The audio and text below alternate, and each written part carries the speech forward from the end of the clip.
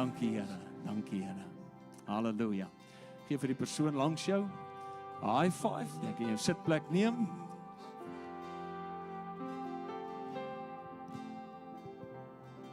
Amen. Dankie. Welkom by ons Pinksterdienste.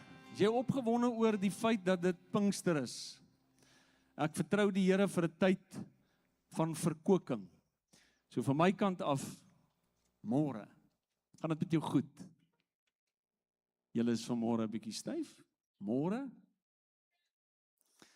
En ek wil graag vir die mense op die livestream ook net sê, welkom. Ons is bly as jy ook by ons ingeskakel is.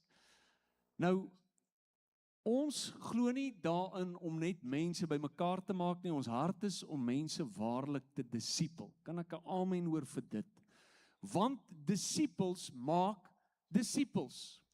Is daar 'n erger woord in Afrikaans as die woordjie verlore? Dink bietjie daaroor. Verlore.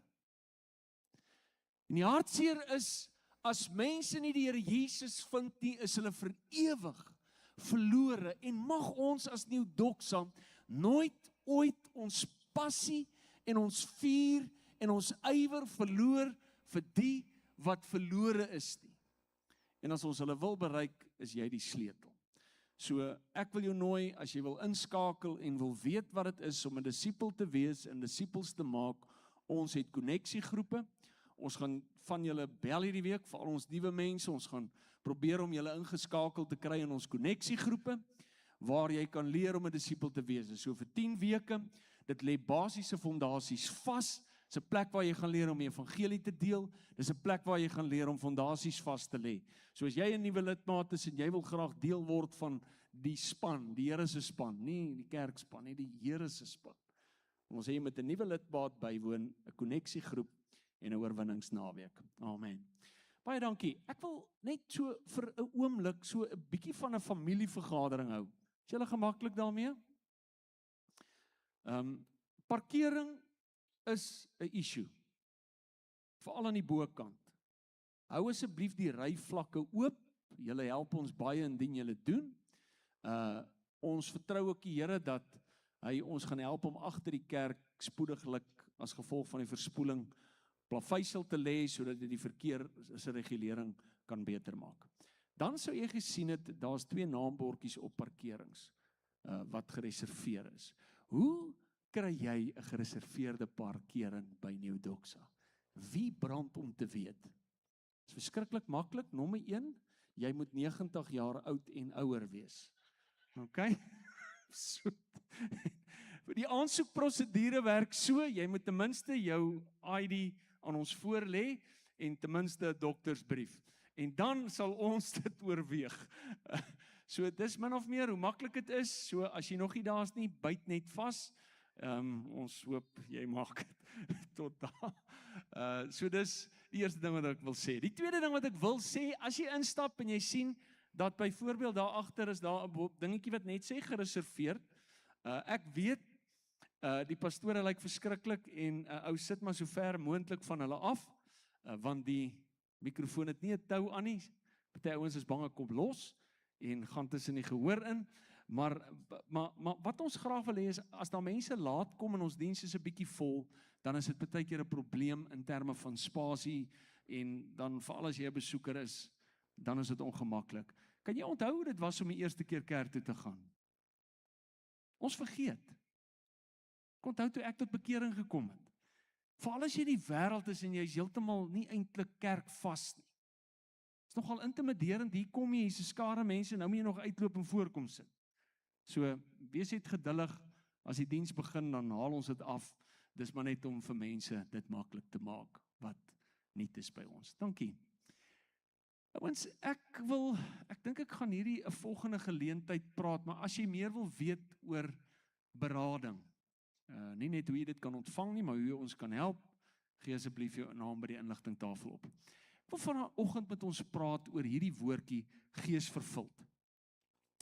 Wie weet, ek glo julle weet, dis Pinkster. Wie weet wat beteken die woordjie Pinkster? Niemand. Hierdie is 'n Pinksterkerk. Die woordjie Pinkster beteken 50. Na Paasfees het hulle 50 dae getel, tot by die Pinksterfees. Dis hoe dit gewerk het. En as jy vir my wil vra, die grootste gebeurtenis ooit, vir my en vir jou, was Pinksterfees. En ek vra dat jy saam met my sal blaai na Handelinge hoofstuk 2, ons gaan lees tot by vers 12 van vers 1 af, Handelinge hoofstuk 2, so blaai gou saam met my soontoe. En ek wil jou regtig uitnooi, moenie volgende paar dienste nie mis nie vanaand. Vanaand wil ek praat oor die wapen in die Ou Testament wat die meeste mense op een dag doodgemaak het. Wie weet wat dit is? Moenie vanaand mis nie. Ek lees in die Nuwe Lewende Vertaling, jy is welkom my ou vertaling te volg, alhoewel ek altyd maar die ou vertaling aanhaal, ek geniet die Nuwe Lewende Vertaling, omdat hy my baie keer so 'n bietjie omgooi. Vers 1 sê, op Pinksterdag, 7 weke na Jesus se opstanding, was al die gelowiges op een plek saam. Skielik was daar in die lug bokant hulle 'n geluid soos van 'n geweldige stormwind, en dit het die hele huis gevul waar hulle bymekaar was. Kan jy jou indink? Stormwind, dis hoe dit klink. Tonge wat gelyk het soos individuele vuurvlamme, het toe tussen hulle verskyn en op elkeen van hulle gaan sit. Almal is toe met die Heilige Gees vervul, en soos die Gees vir hulle die vermoë gegee het, het hulle in ander tale begin praat. Daar het toegewyde Jode uit al die nasies onder die son in Jerusalem gewoon, op daai oomblik. Die geluid van die stormwind en die stemme het 'n groot skare laat saamkom. Hulle was uit die veld geslaan, omdat elkeen die gelowiges in hulle eie taal hoor praat het. Hulle was heeltemal uit die veld geslaan. Hoe is dit moontlik? Het hulle uitgeroep. Almal wat hier praat is Galileërs, en tog hoor ons hulle in ons moedertaal praat. Hier is Perse, Mediërs, Elamiete, mense wat in Mesopotamië bly, in Judea, Kappadosia, Pontus, die provinsie van Asië, Frigië, Pamfilië, Egipte, die dele van Libië na Sirene se kant toe, besoekers uit Rome, Jode sowel as proseliete, Kretensers en Arabiere. Ons almal hoor hulle in ons eie taal praat oor die groot dinge wat God doen. Hulle was almal uit die veld geslaan. Wat kan dit tog beteken? Het party van hulle mekaar gevra, maar ander het gespot en gesê, hulle is net dronk. Die ou vertaling sê, hulle is vol soet wyn. So jy graag teenwoordig wou wees daai dag? Ek wil net sê, ek dink dit was 'n beter prentjie as Paasfees. Ek wil graag hê ons moet fokus op hierdie vers, en hulle is almal vervul met die Heilige Gees, en het begin spreek in ander tale, soos die Gees aan hulle gegee het om uit te spreek, en die wonder in hoofstuk 2 sê hy, hierdie belofte, kom julle toe en julle kinders, en almal wat daar ver is. Ek wil net vir jou sê, dat hierdie gebeurtenis skop iets af, iets wat die Here met sy hele hart begeer, om vir elke liewe een van ons te doen. Dan wonder ek baie keer, waarom vier ons die koms van die Here Jesus Paasfees? Dis waar ons redding ontvang. Ons vier die feit dat hy gesterf het aan die kruis, ons vier die feit dat hy gebore is, en tog as dit kom by hierdie geleentheid, is dit baie keer eintlik 'n nagedagtenis. Maar ek wil hê, jy moet die volgende besef, hoe belangrik is dit wat ons vanmôre gelees het? Hoe groot is hierdie oomblik? As jy deur die blaaie van die Bybel lees en jy kyk in Genesis by die skepping, dan lees jy dat die Gees van die Here was teenwoordig. Hy sê die aarde was woes en leeg. Die Heilige Gees kom in 'n omstandigheid, dis woes, dis leeg, dis ongeorden, dis in verval. In die volgende oomblik toe hy teenwoordig is en die Here begin praat, wat gebeur? Alles wat ons sien ontstaan. Wat 'n gebeurtenis. Ek sou nie daarvan gehou het om teenwoordig te wees. As jy dink lewe begin, die Here vorm die mens uit die stof van die aarde, hy maak klei en hy bou 'n mens. Maar weet jy waar kom lewe? Die lewe kom eers toe hy sy asem blaas binne in die mens. Die Heilige Gees kom soos 'n magtige wind op Pinksterdag, waai in daardie gehoor in, en ek wil amper sê, doodsbeendere, dooie klei word lewend. Pinkster staan bekend as die geboortedag van die kerk. Die liggaam van die Here Jesus Christus kry krag, kry lewe. Kan ek 'n amen hoor? En ek en jy word uitgenooi daarna toe. Wat 'n belofte. Dink oorwinning en krag waar die Heilige Gees werk, sien jy dit? Dink die kragtigste ou in die Bybel is Samson. Hy gaan af na Timna, 'n leeu storm op hom af. Die Bybel sê, die Gees van die Here word oor hom vaardig en hy verskeur 'n leeu. Nou, kan ek gaan julle nou skok, maar ek het nog nooit 'n leeu verskeur.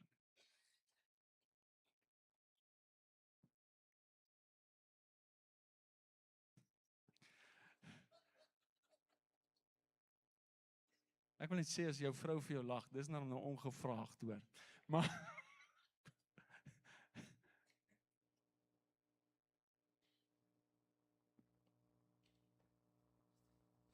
sy het my nou heeltemal ontspoor.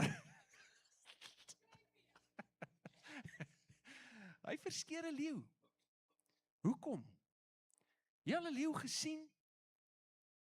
Ek dink nie mense verstaan hoe groot is 'n leeu. Jy weet, 'n groot leeumannetjie weeg tot 240 kg. Ek het eendag geluister waar ouens die venster was oop. Toe storm die leeu, hy kon nie sy kop deur die oop venster kry. Dis net 'n vermoede, maar ek vermoed Stimson was dalk sterker as ek. Nie baie nie, maar maar hy verskeur 'n leeu. Hoekom? Want die Gees van die Allerhoogste word oor hierdie man vaardig. As jy vir my vra, hoe belangrik is hierdie oomblik in die geskiedenis van die mensdom, wil ek vir jou sê, dit is nie 'n ligtelike oomblik nie. Ek wil weer die vraag vra, gaan ons nie dalk in ons persoonlike lewens te lig, te min, te oppervlakkig om met die kragwerking van die Heilige Gees? Nieuwdoksa.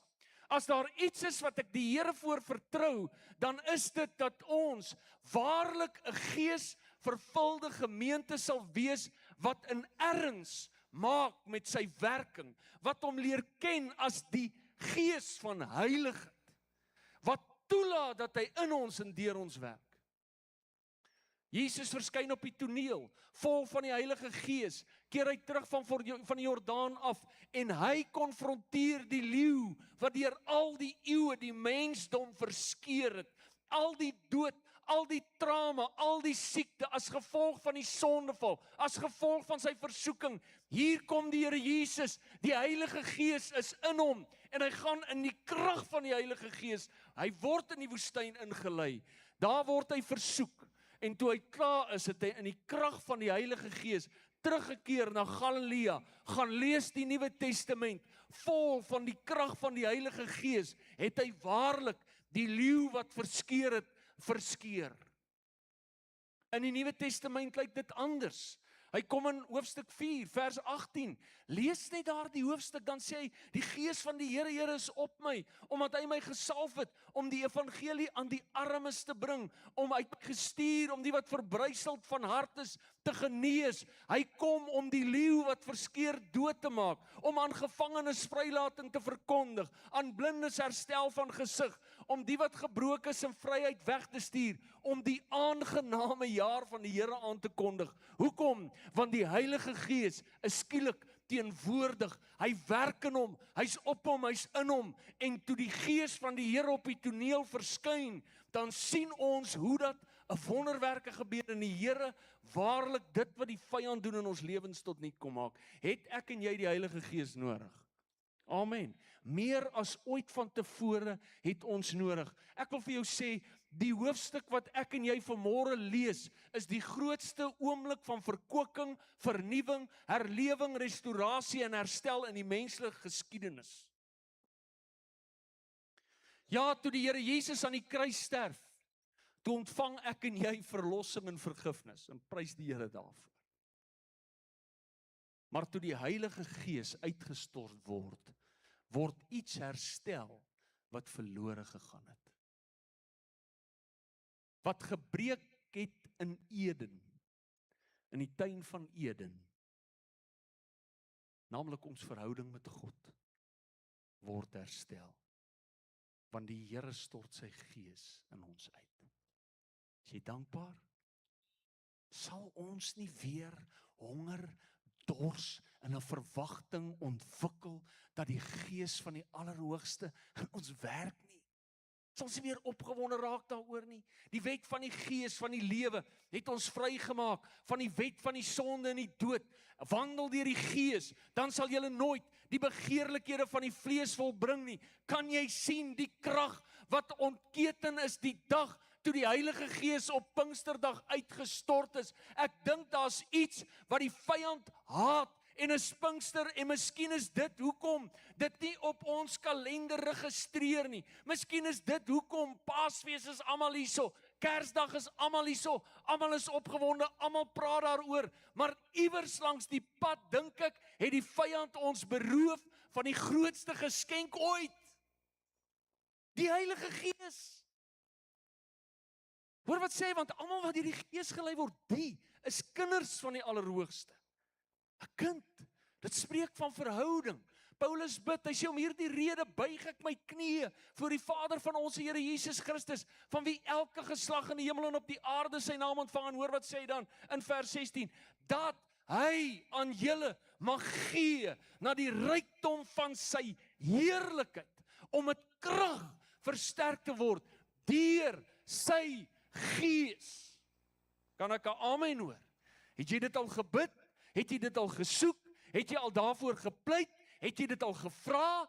Werk die Heilige Gees in my en jou lewe? Belangrikste oomblik ooit, 'n oomblik van restaurasie. Hy sê as die Gees van hom wat Jesus uit die dode opgewek het. Wat het Jesus laat lewe weer na 3 dae se dood? Na die kruisiging. Luister, na die kruisiging hoef jy nie 3 dae te wag om agter te kom iemand is dood nie. Hy is wragtig totaal en al dood, uitmekaar geslaan, gekruisig. En die Heilige Gees kom werk in hom. Dan wil ek weer vra, Here, vergewe ons. Miskien het ons iewers langs die pad iets gemis. Jy sien, sonde, die ding van sonde is, jy weet as jy daarmee besig is. Die probleem as jy mislei is, jy weet dit nie. Here, hoe bid ek? Vul my met u Gees. Vul my met u krag. Ons het dit vanoggend gesing. Here, mag dit nie net 'n liedjie wees nie. Mag dit nie net 'n liedjie wees nie. Wat anders is hierdie gebeurtenis as die herstel van die verhouding wat ons met God gehad het in die tuin van Eden? Ek wil vir jou vandag iets sê. Jy kan weer in die koelte van die aandwindjie saam met hom wandel.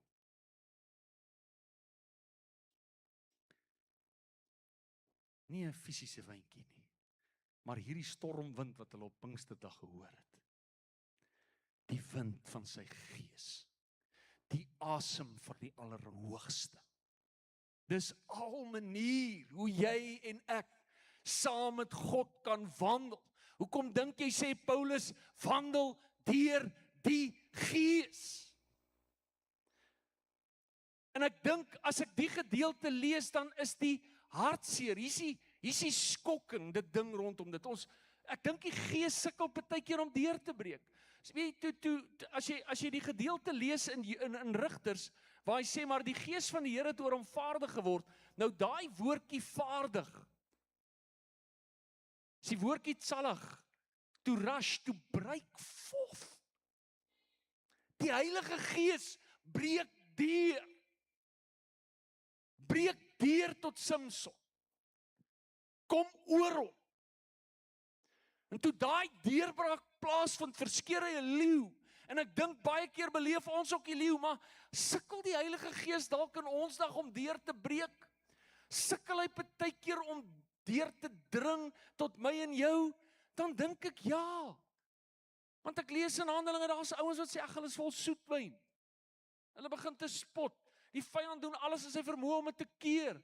As Stefanus met hulle praat, dan sê hy, julle hardnekkig is, julle weerstaan altyd die Heilige Gees. Hy sukkel om deur te breek. Hy breek daardie dag deur. 3000 kom tot bekering, maar daar was 'n klomp wat dit nog nie gesnap het nie. Hy kom nie deur nie. Here, asseblief, breek weer 'n bietjie deur die linies, deur ons vooropgestelde idees, deur ons verslawings, deur die feit dat ons nie ag en erken as heilig nie, die dinge waarmee ons besig, die goed wat in ons lewens toelaat. Heilige Gees, asseblief, mag daar weer in ons midde 'n sensitiwiteit kom vir die werk wat hy doen, en mag ons dit in alle erns nastrewe. Hy sê die vlees begeer teen die gees teen die vlees, sodat ons nie kan doen wat ons wil nie. Kan ek jou vra, wat heers in jou lewe, vlees of gees? 2 Timoteus 3, hy praat van mense, hulle het 'n gedaante van godsaligheid, maar die krag is weg. Dit lyk vir my asof die Heilige Gees ook in die Nuwe Testament en in my en jou lewe, ten spyte van die feit dat hy uitgestort word, partykeer te doen kry met weerstand, en hy sukkel om deur te breek tot my en jou. Ek weet jy is te bang om amen te sê, maar jy kan maar, dis waar. Wat het Johannes gesê? Wat sê amen of shut up of iets in daai lyn, maar sê net iets. Ek wil ons vat na hierdie gedeelte. Daar was 'n groepie bymekaar en hulle was nie baie nie. 120. En toe die deurbraak kom, toe beleef hulle dit ook. Ek glo, dis Pinkster. Die Here wil hê ek en jy moet weer die deurbraak beleef. Die eerste opdrag wat die Here vir hulle gegee het is, bly in Jerusalem. Bly in Jerusalem. Handelinge 1 vers 4, toe die Here met hulle praat, toe sê hy in die A-gedeelte van daai vers, sê hy, toe ek nog met julle was, het hy hulle beveel om nie van Jerusalem weg te gaan nie. Ek wonder of ons, weet, as jy nog nie in Israel was, dan verstaan jy nie heeltemal die setup nie. Dis nie 'n maklike opdrag nie.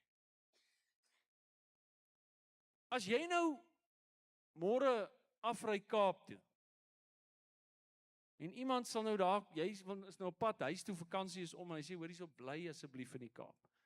Maar ons het nie plek geboek nie. Wel, soek plek. Weet jy wat kos dit? As jy net die volgende sal snap, dat meeste van hierdie ouens wat die opdrag gekry het, bly nie in Jerusalem. Dis nie hulle dorp nie, dis nie hulle wêreld. In Handelinge 1:11, nadat die Here opgevaar is na die hemel, staan hulle stip na die hemel en kyk, en hier kom 2 manne in wit klere verskyn aan hulle, en hoor wat sê hulle? Galileese man. Nie mense van Jerusalem of Judea nie, Galileese man. En ek wonder of jy weet waar Galilea is. Hier is 'n kaart van Israel. Nou daar is Jerusalem. Weet jy waar is Galilea? Dis waar Galilea is. Dis tussen 120 en 180 kilometer se stap, afhangende van waar jy bly. Dis ver.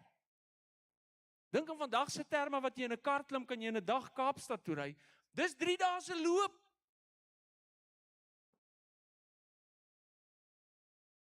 Ek gaan probeer om dit oor so 3 weke in 'n dag te doen. Maar hoë energie, lae IQ. Kom dit is een van die dae, dis so mense doen, maar nou ja. So, maar hy vra vir hulle, bly in Jerusalem. En ek wil hê jy moet net bietjie dink oor die praktiese implikasie. Simon Petrus, nadat hy die Here verloor, sê, ek gaan visvang. Waar? Nie by die see nie, nie naby Jerusalem nie. Ek gaan terug Galilea toe. Dis my lewensonderhoud. Dis hoe ek kan die lewe bly. Die Here vra vir hulle, dat hulle ou lewe, hulle ou planne agterlos en in Jerusalem mag. Ek dink dit was 'n noemenswaardige opdrag. In die tweede plek, dink wat vat dit vir hulle om in Jerusalem te bly? Waar is Jesus gekruisig? In Jerusalem. As jy gesien het hoe 'n ou gekruisig is op 'n plek, en jy weet die mense daar haat my met 'n passie, om watter logiese redes sal jy daar wil bly? Ekskuus, ek neem kennis, sien jou in Galilea as jy my wil sien. Ek is klaar met hierdie plek, hoor. Ek kom nie terug nie. Wat 'n opdrag. So kom die opdrag kom, wag daar. Jy lees hierso, hulle was in die bovertrek, die deure was gesluit uit vrees vir die Jode. Jy skielik afgesny van jou lewensonderhoud op 'n vreemde dorp en jy's nog bang die mense wat daar bly gaan jou doodmaak. Om watter rede sal jy daar bly?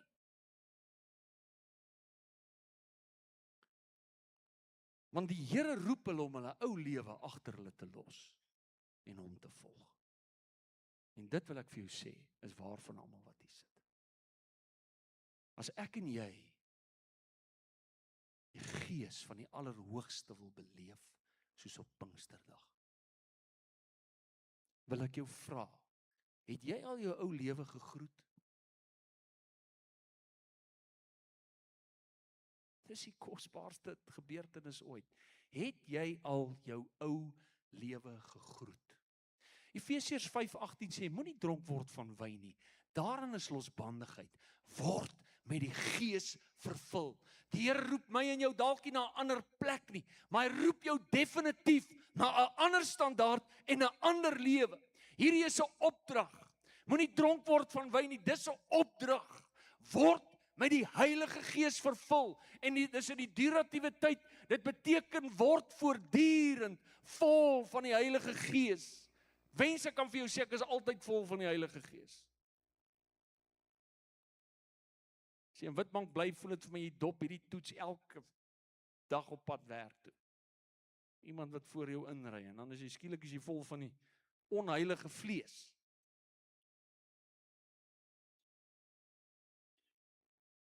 As ons vanmôre ernstig is oor Pinkster, wil ek jou vra, is jy ernstig oor die ou lewe agter jou te sit en 'n ander wêreld te betree? Dit is nie 'n maklike wêreld nie, dit was nie vir die disippels maklik. Was nie iets waarmee hulle vertroud was nie, visvang was hulle ding. Ek gaan nou nie vra wie van julle is eerder lus om nou te gaan visvang nie, maar so kom ons die gordyne toetrek so ver as ons kan. Dan sê ons nie vir die dam kan kyk nie.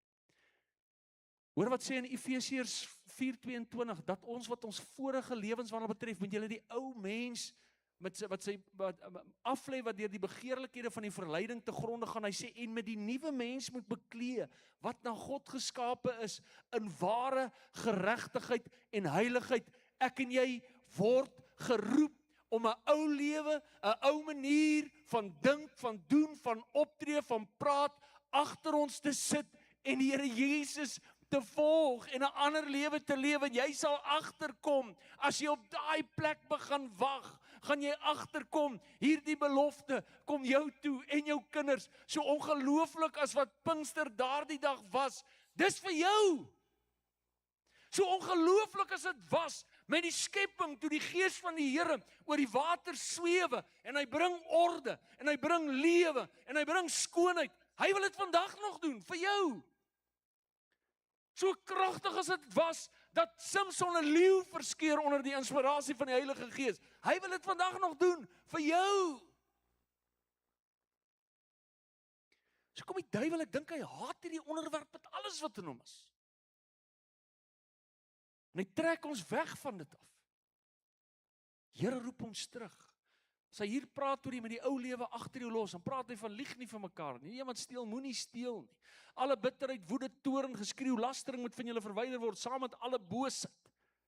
Bedroef nie die Heilige Gees van God nie, deur wie julle verseël is. Wil jy weet, waar is die spasie, waar die Heilige Gees kragtig in jou lewe kan werk? Wil jy weet, waar is die spasie, waar leeu's verskeer word, oorwinnings behaal word, verslawings breek? Dis 'n spasie waar ek en jy die Heilige Gees toelaat om in ons lewens te werk en homself te openbaar as wat hy is, die Gees van heiligheid.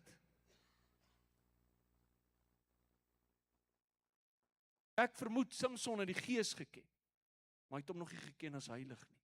Ons het die vorige week wat ek gepraat het oor die onderwerp, ek dink ons laas week, het ons voor Johan ry. Dawid, Gees, hy het die Heilige Gees, hy het die Gees van God geken. Maar hy het nog nie besef hy's heilig nie. En hy moes dit leer. Waarom stel ek en jy die Heilige Gees in ons bloot? Waarna kyk jy, meneer? Waar is jou oë? Waar is jou hart? Eerste opdrag was, wag in Jerusalem. Dis 'n ander plek. Ek weet jy is nie vertroud met daai plek nie, is dalk vir jou vreemd. Maar gaan wag daar. Ek sal jou ontmoet. OK. Ekskuus, ek gaan sommer hierdie verbygaan. Hy sê ons begin baie keer in die gees, maar ons eindig in die vlees. Miskien roep die Here jou en my vandag terug om daar uit te kom by die Gees. Amen. Die tweede ding, wag op die belofte. Nou, dis 'n baie eenvoudig, maar gaan wag op die belofte. Hy sê nie net hulle moet in Jerusalem bly nie. Hy sê wag op die belofte van my Vader. Ek wil nou vandag die volgende sê. Hierdie wag is nie die wag dat dit weer moet gebeur nie. Die Heilige Gees is 2000 jaar terug uitgestort. Hy is beskikbaar. As jy dit begeer, hy wil dit doen. Jy hoef nie daaroor te bid nie, jy hoef nie daaroor te wonder nie, jy hoef nie daaroor te twyfel nie. As daar een ding is wat die Here vir jou wil gee, dan is dit sy Gees. Lukas 11:13, as julle wat sleg is, weet om goeie gawes aan julle kinders te gee, hoeveel te meer sal julle hemelse Vader die Heilige Gees gee aan die wat hom bid, aan die wat hom vra. Hier sê hy vir hulle gaan wag. En hoe het hulle gewag? Wel, baie eenvoudig. Hulle het almal eendragtig volhard in gebed, smeking saam met 'n aantal vroue, en Maria, die moeder van Jesus, en met sy broers. Wat het hulle gedoen? Hulle het hulle self op 'n plek gaan sit, waar hulle kan wag. Kan ek jou vra, het jy 'n binnekamer verhouding met die Here? Is daar 'n plek waar jy die deur toemaak, en is jy en jou Skepper?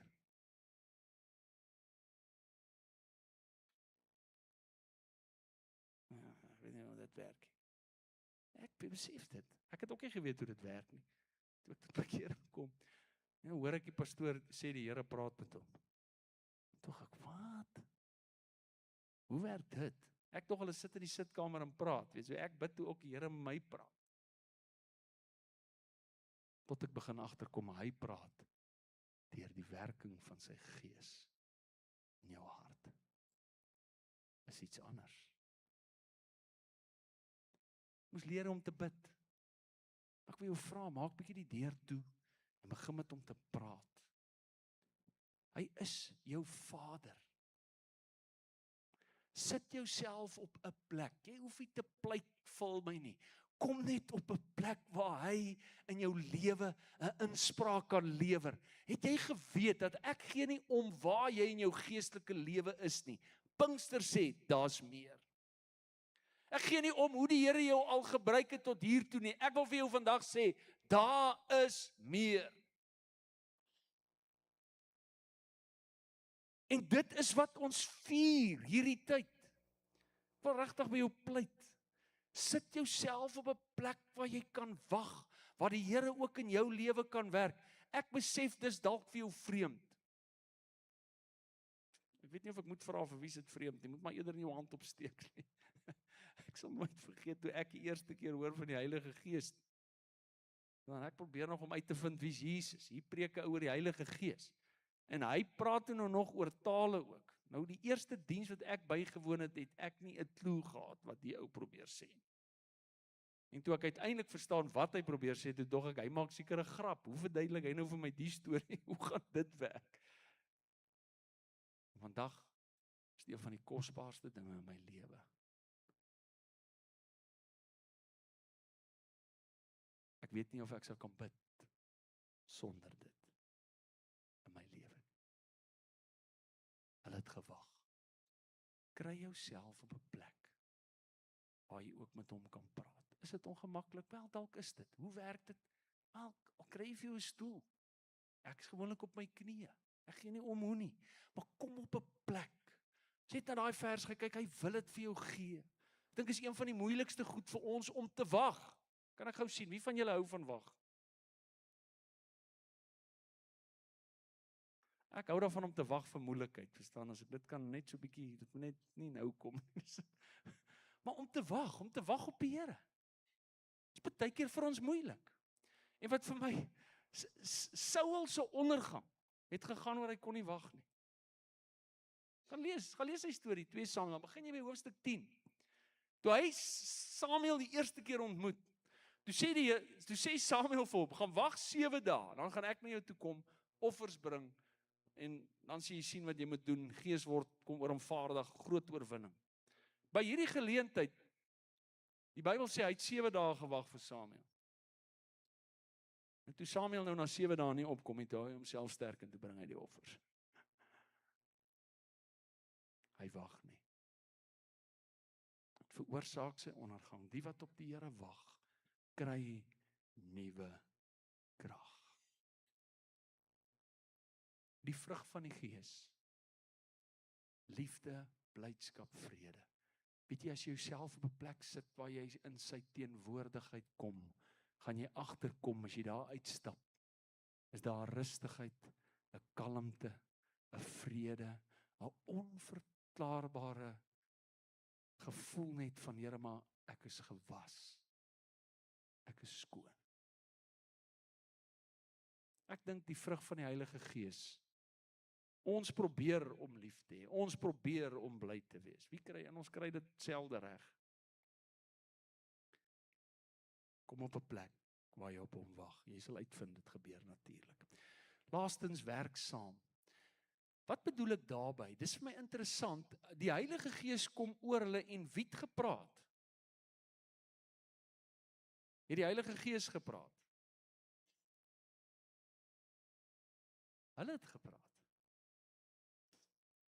Weet jy wat beteken oorgawe? Dis jammer kaptein Eddie is nie, maar as hy nou jy het nou ook al op pensioen gegaan, maar as hy nou kom om my te arresteer, is oorgawe as ek op die grond neerval en ek gee nou oor. Is dit oorgawe? Hulle noem dit lydelike verset. Nee, oorgawe sê ek hou my hande, sluit my toe. As ons by die vangwa kom, jy hoef my nie in te gooi nie, ek sal inklim. Dis oorgawe. En die punt is, ja, die Heilige Gees is 'n gentleman, en die Heilige Gees wil hê ek en jy met hom saamwerk. Dis hoekom ons die laaste ruk hierdie reeksie wat ons gedoen het, die dinge wat die Heilige Gees sê, begin om dit te sê. Jesus is die Here. Sê dit. Abba Vader, roep dit. Die Heilige Gees is heilig. Daar's dinge wat hy sê, dis duidelik, dit staan in die Bybel. Jy hoef nie te wonder, is dit hy of is dit nie hy nie. Die Bybel sê, dis hy wat dit sê.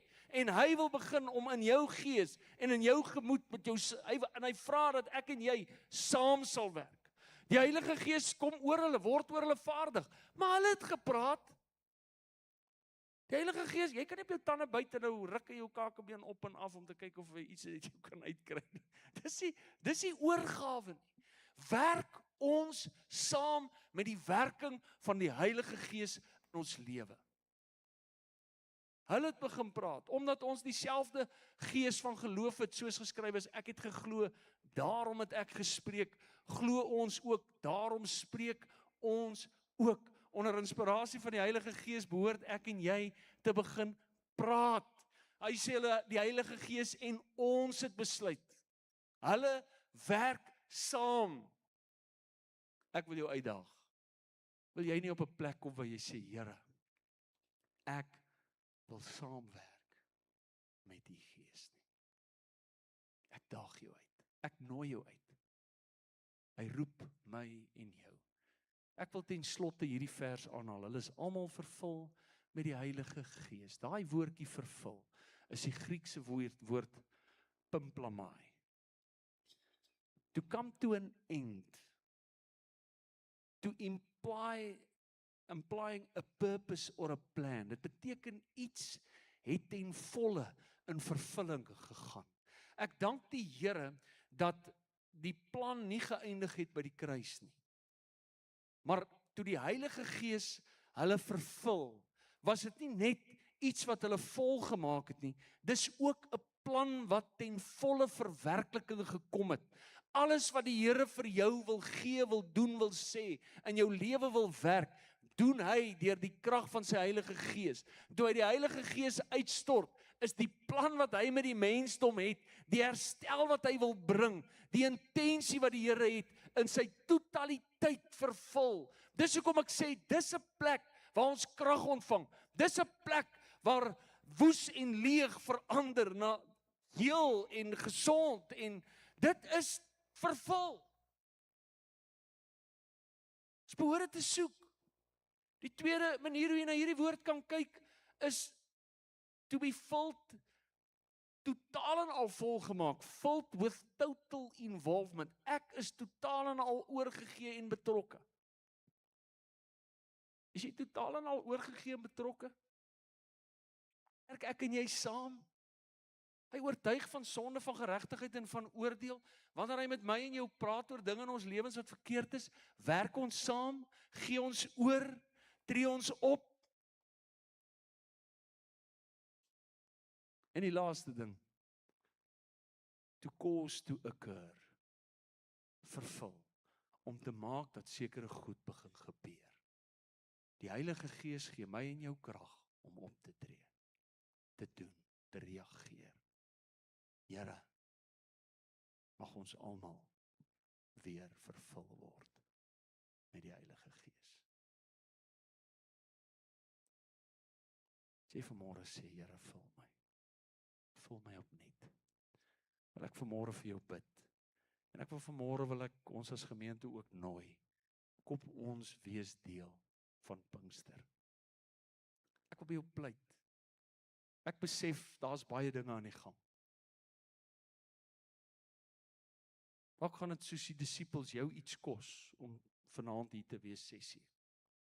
Ek verstaan dit. Maar glo die Here wil in New-Doxa, in ons as gelowiges iets nuuts doen.